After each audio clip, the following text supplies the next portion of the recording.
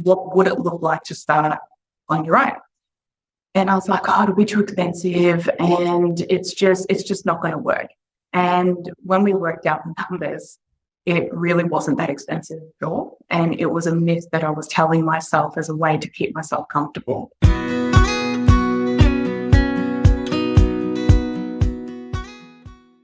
Welcome to the Property Management Podcast. I am so grateful that you are here listening to this episode. So you want to start a property management business, or maybe you want to grow your existing business, but you're feeling stuck and you might have tried a few strategies the experts recommended, but it's not really working for you. So now you feel like giving up, or maybe you're not really feeling like you're cut out for business development. And if that sounds like you, I want you to stop right there. When it comes to property management growth, there is no magic wand. It takes patience, it takes thought, and a heck of a lot of perseverance. It could also take the helping hand of a friend who has walked the path before you and has the runs on the board, so to speak. And that friend, well, it could very well be me. And in case you've missed it, the doors are currently open to my most popular online course, The Growth School. Inside, you'll receive step-by-step instruction on how to grow your business and your income. It's literally the strategies that I have used to grow my own 7-figure business. So if you are serious about growing and you want to be shown exactly what to do, then head to the link in the show notes and find out more about my growth school. And if you want to learn more about growing your property management business, then you need to listen to today's episode. I share another property manager's story on how she went from working in corporate in a pretty cushy role in property management and relationship management consulting to starting her own business that has given her more freedom personally and financially than she ever thought possible. Sophie Anapliotis is now the Director of Property Management at Real Estate Geelong. She helps first-time investors and clients with growing a portfolio, and her property management service is built on the reputation of providing a valuable and profitable experience that is transparent, reliable, and personal. Sophie has a unique approach to building a sustainable growth business model that centers around client education. She believes investing and portfolio management is a personal journey, and each property owner has their own investing style, financial, and lifestyle goals. So she offers a personalized strategic management plan, and that is exactly how she approaches property management for her clients. And if you're experiencing fear around starting your own business or growing your own business, and you don't know what to do, or you feel like you don't have enough money, or you don't have the confidence, believe me, you are not alone. And Sophie shares her journey on how she overcame all of that stuff to simply believe in herself and how she wanted to run a property management business. There's some great business, marketing, and self-development advice that I think you'll have some great aha moments and takeaways from. So let's dive into this episode. Sophie, thank you so much for joining me on the Property Management Podcast. Now, before we dive in, can you tell our audience a little bit about yourself and how you got started as a property manager? Thanks, Kylie. Thanks so much for having me on the podcast today. My name is Sophie Anapliotis, and I'm the Director of Property Management for REG Group, which is better known as Real Estate Geelong, and started off in real estate in 2010. And then from 2018 to 2020, I went to business development consulting, and then ended up starting my own business in 2020. The dreaded 2020, you started in the height of COVID. Year of reflection. Yep. So tell us about that story. Start off, I guess, with telling us why you decided to, or where you're at when you decided to start going into your own business, and what did that journey look like for you? There's no straight answer for that, so I'm just going to roll into it. When COVID hit, it was a little bit sort of backtracking before that. When I was working in property management for the first 8 years, I started off as trainee, get in, learn everything as you do when you're a trainee, and then ended up going into property management and doing day-to-day client management. And then I loved the long-term relationship and the relationship building side of property management, which then led to business development. I helped open up a third office for an agency locally, and then I went to working for a corporate agency where it was KPI structures, got to do what you got to do, close the deal. And as much as that was a great challenge for me, it didn't resonate with how I wanted to be with my clients. And when I started looking into volume, having that volume model and what that means for the bottom line of an agency, I started seeing that there were a lot of discrepancies in terms of what, as a property manager, you want to do versus the stresses that you have within the agency. And I was starting to see that all of the efforts that were being made to close deals, to get doors, and to grow quickly, it was being leaked out through the other end. And been there, done that. Yeah.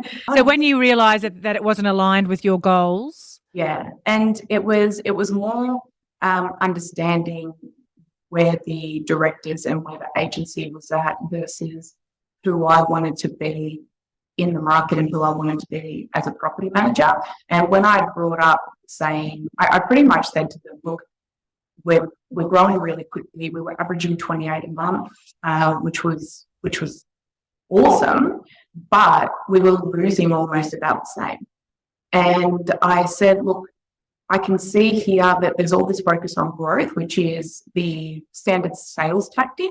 However, if we put a little bit of focus into our property managers, making sure that they're taken care of and focusing on customer experience, looking at why people are leaving, you may actually end up, we might not grow as quickly, but we'll retain.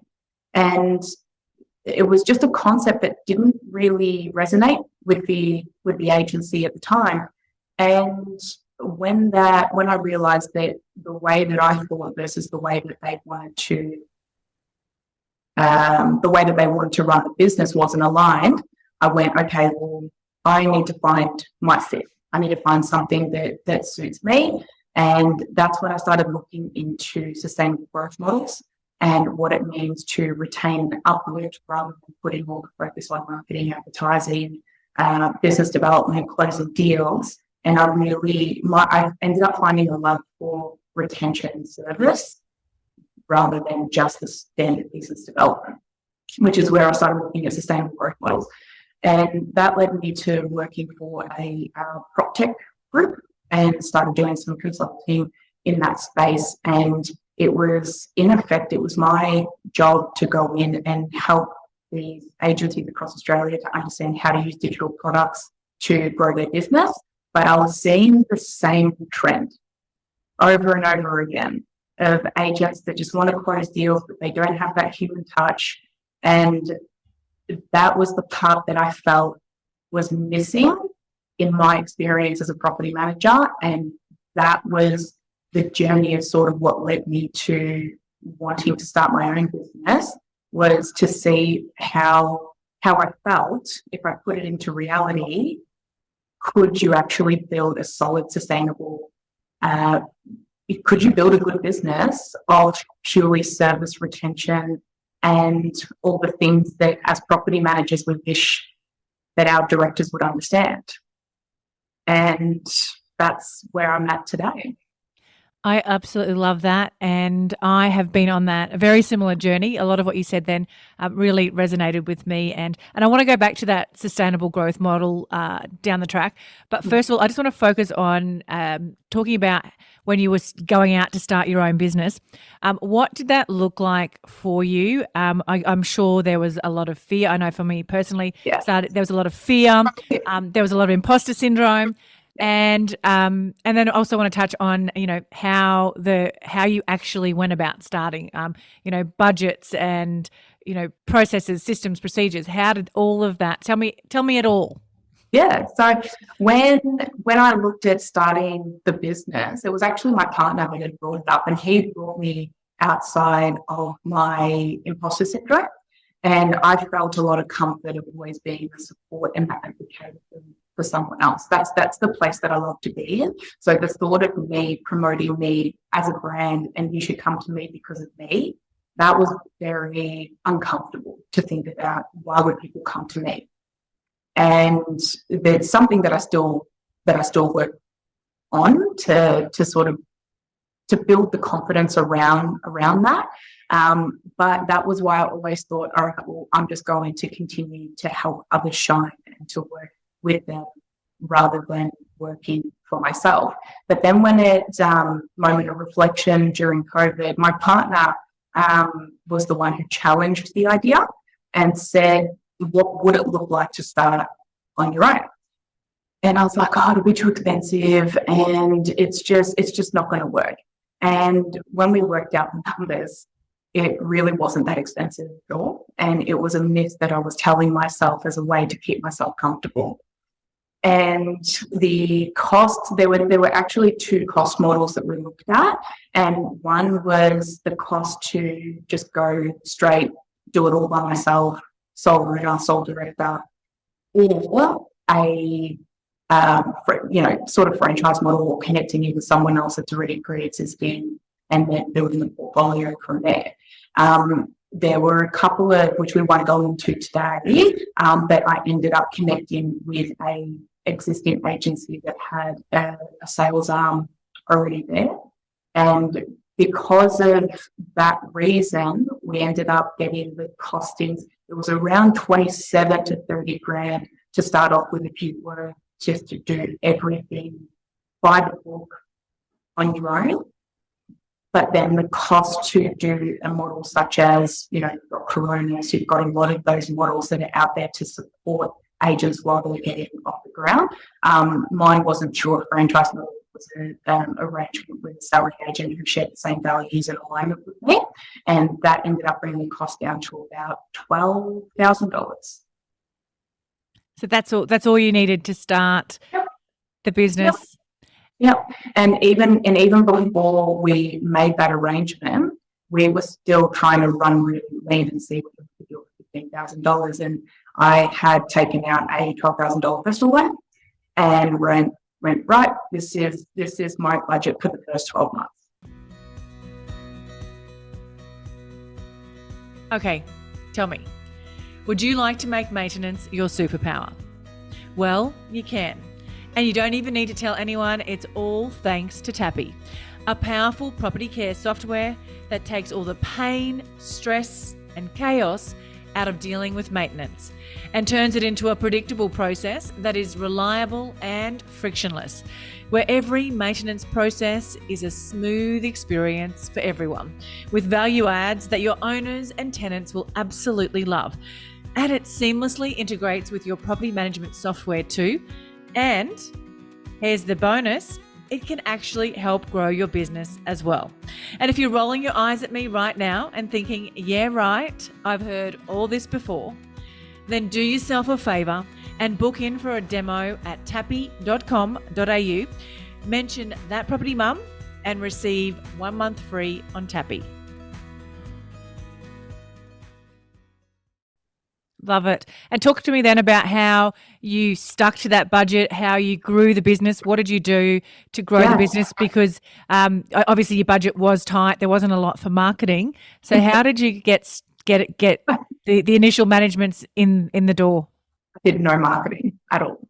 Everything, it went back to the core of what I wanted to build.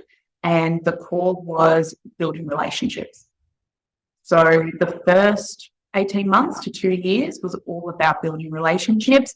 I started building a bit of a social media presence, started dabbling in videos, but didn't do anything really that cost any money as such.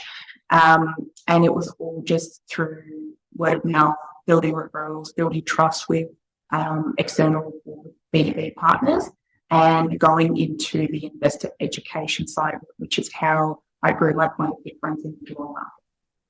That's amazing. Or share a little bit more about that, because that is your point of difference to your competitors in that Geelong area. So talk to me about what does that investor education model or journey look like? The investor education, when I started looking at the client life cycle of at what point did I want to have initial contact with a client, or when did I want my the partners who trusted me with their clients to first get in contact, I realized that I wanted to be able to make contact with them or them contact me before they purchase a property or before they're deciding to put the property on the market. And when I started looking at that process, it was more to do with making sure that they're getting the right education from the beginning, so that they're making calculated decisions, because everything I do is around making sure it's aligned with what they want to achieve, and they're and financially that it's going to make sense to them. And there's a lot of investors are educated to get in contact with a property manager when it's time to put the property on the market, but then they may have missed a lot of things which will end up costing them money in the long run that they didn't factor in to their bottom line over a 12-month projection.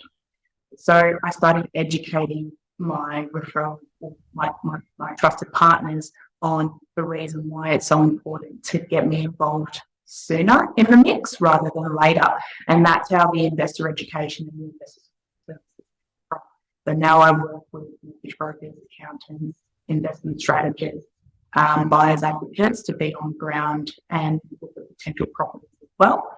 And they can either do that direct with me. The buyer's agent is really good because then they can help with negotiations and all that sort of as well. And that's where it all sort of came from. And now, even if they're looking at 12 months, like I've got one that I've been talking to for the last 12 months, and now he contacted me last week just to get an update on the market, and his property is still about 6 to 8 months away. But it gave me more opportunity to connect with more people to build a pipeline. Yep. And that's the one thing in starting business, you don't have a pipeline. And to build a pipeline, especially when you don't have a client base or you're not connected in with a larger agency that's just feeding you opportunities, that's the part that I needed to work on to make sure that there was sustainable amount of leads that were coming in to be able to nurture and grow over time. I love that. You've just shared a really valuable lesson. And I just hosted a workshop yesterday talking about those exact ideas that you mentioned then. One thing is, it's just because you don't get a lead today, it could take 12 months, it could take 18 months. It's really valuable to keep nurturing that client. And in real estate terms, it's working your pipeline. They come in at the top and you want to get them out the other end as a paying customer. And you're right, it's all about that consistent lead generation as well, because the more leads you've got coming in, the more opportunities you've got to convert into paying clients. And the more value that you're giving them before their time, you don't know who they're talking to either. And it helps with building that credibility of being able to give them that value and that education before you're ready. And then when they're talking to someone who is helping them on the journey, so just say if they get in contact with an insurance broker and then they share what they've done in that journey, you never know where that's going to lead to, because it's, having the insurance broker then get in contact and then being able to help on that journey, that then also builds another relationship and builds more trust. So I know that, there needs to be a good mix between having leads that are coming in within the next month and then leads, so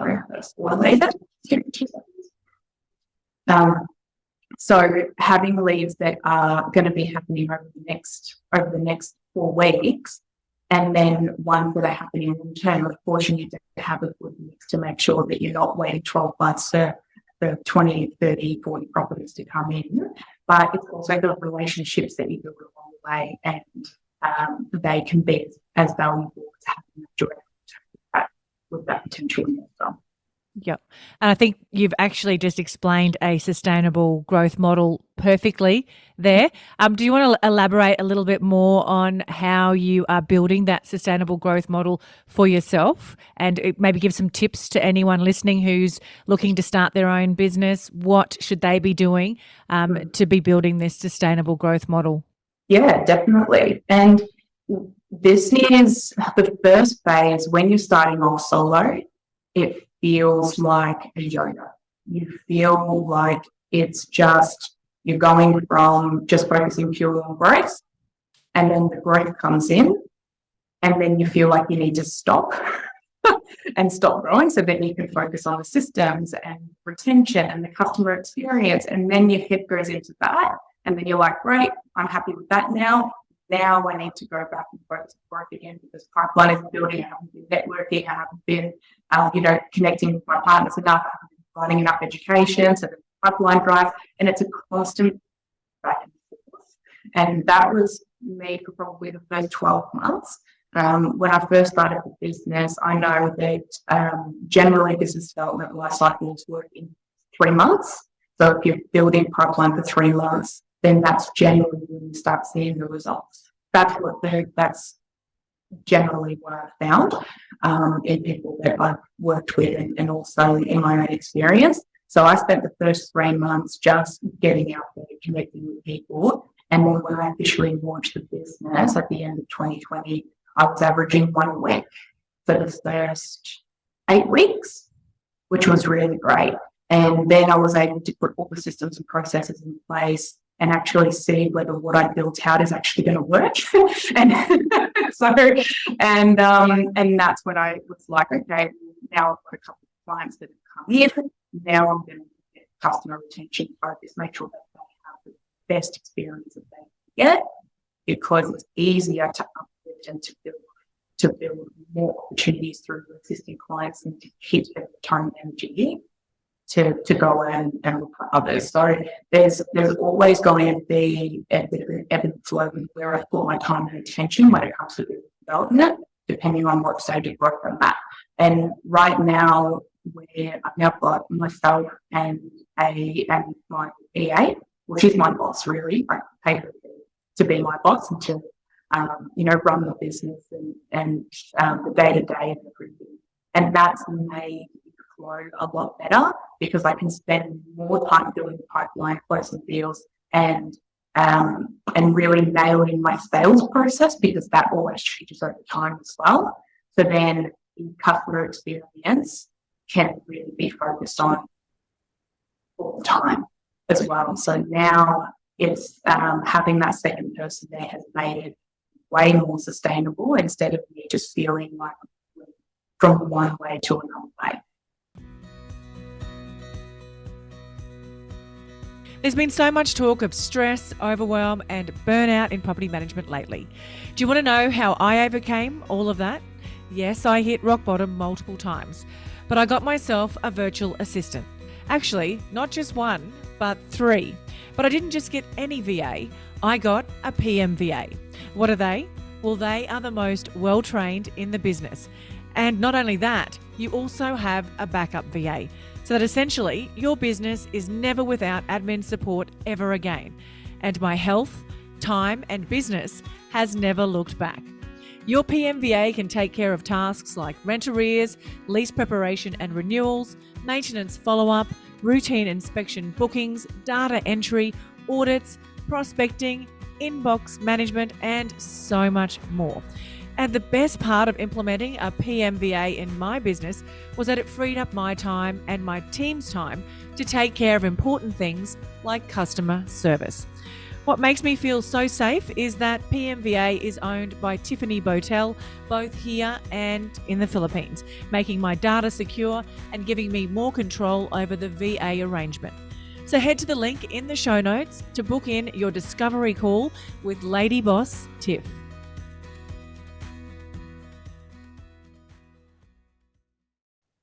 I can totally relate to that. When I started, I think I've sat in every seat in my business. I didn't put as much thought into my business. I really love how much thought that you have put into this, planning it out. You've thought of, the customer experience, which is in my opinion, is the most important part of bringing in, and that's a tenant experience as well. I think a lot of people forget that the tenant is our client as well, and that needs to be a good experience, because happy tenant makes it a way easier vacate at the end of the day. But I sat in every single seat, and you are a yo-yo, and you are pulled from pillar to post, and it took me 13 years to get where you are in just a short 2 years. So I really take my hat off to you. I think that's amazing. So maybe just share with where you're at now in terms of your growth, and what, now that your budget, you've got the income flowing in, maybe if you wouldn't mind sharing some of the marketing ideas or the growth ideas that you've got moving forward. And you've obviously come from a prop tech space as well. So I'm assuming tech plays a bit of a role in your growth as a one-woman show.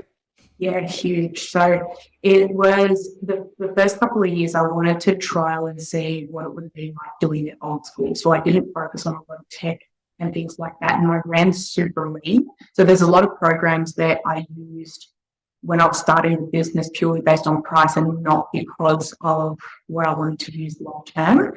And that has its benefits. But then when it comes to migrating over to a better system, that also creates more time and more energy. So there's a lot of lessons that I learned along the way. And if I had budgeted a little bit more, I may have made different decisions around what software to use from the beginning. But that was a learning lesson for me. I was like, I got 12 grand, let's just see how it goes. So it was,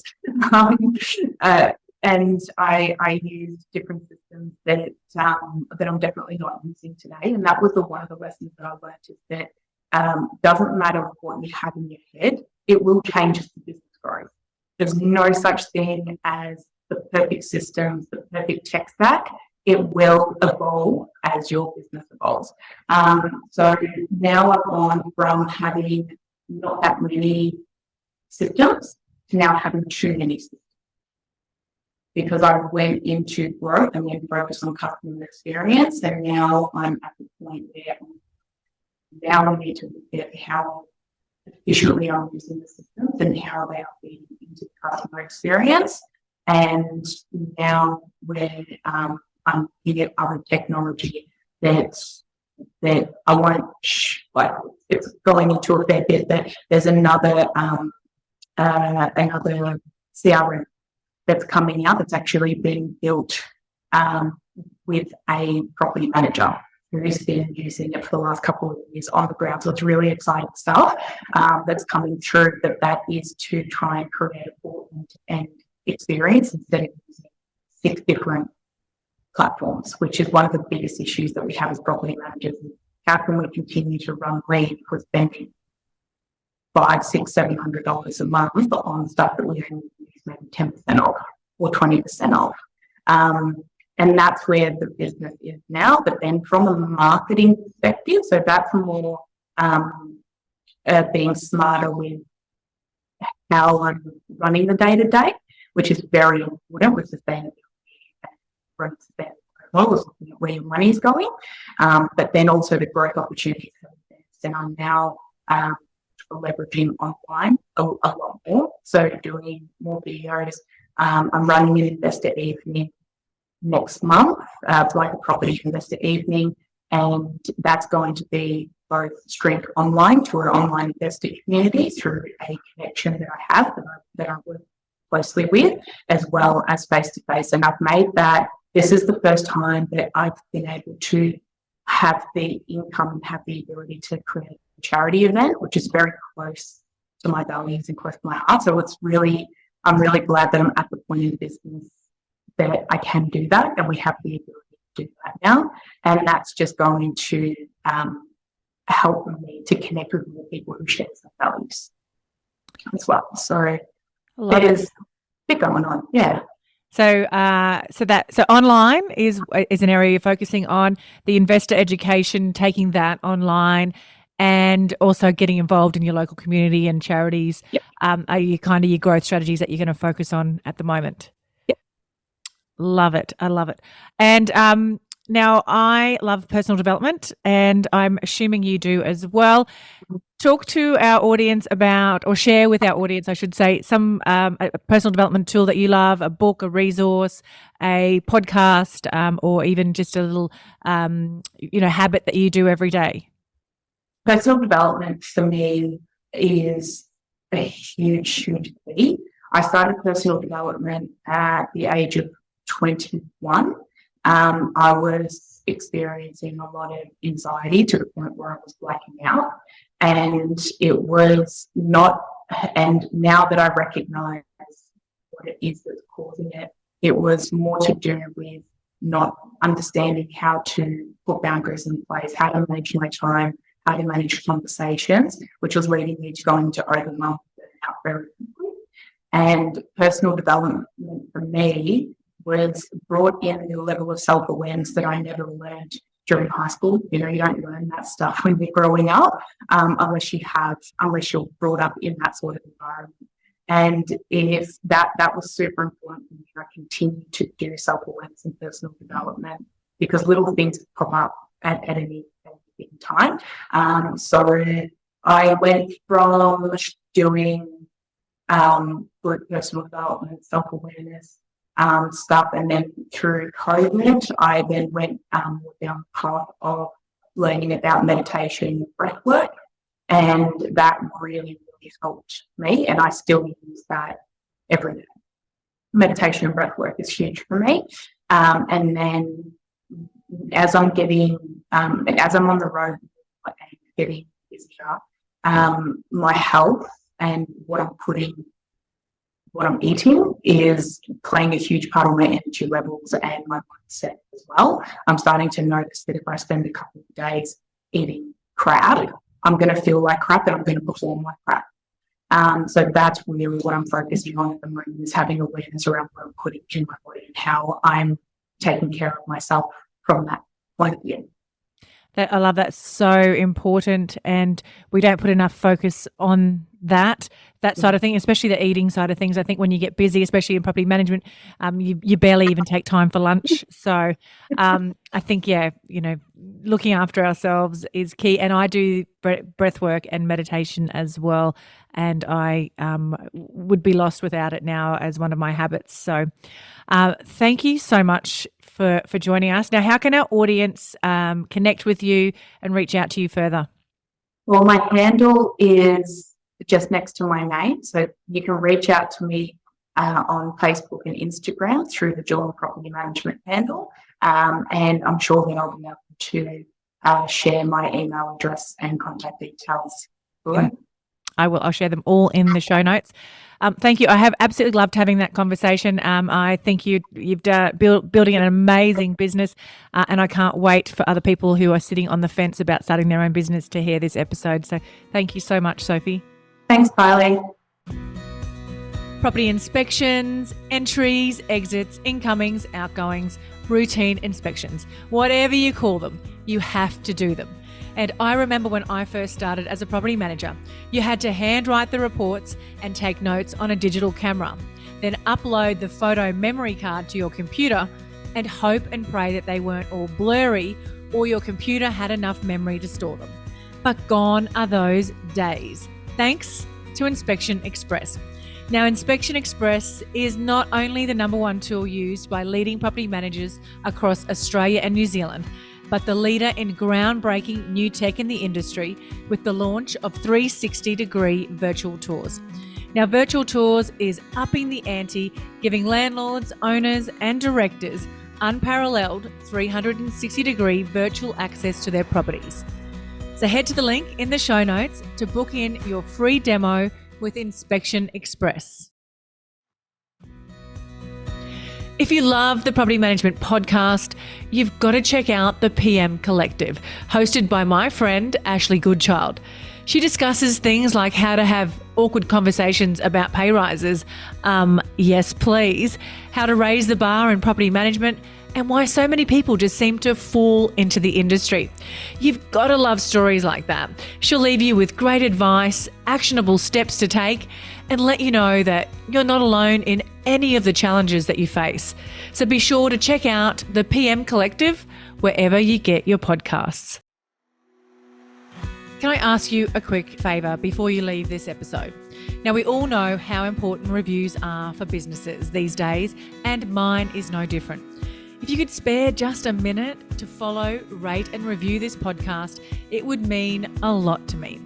In fact, what would get me super excited is if you share this podcast with someone in the industry who you think might need to hear some of the episodes right now. And if you'd like to find out more about working with me or any of the products I have to help you start, grow or scale your property management business, head to my website, thatpropertymum.com.au, or check out the links in the show notes.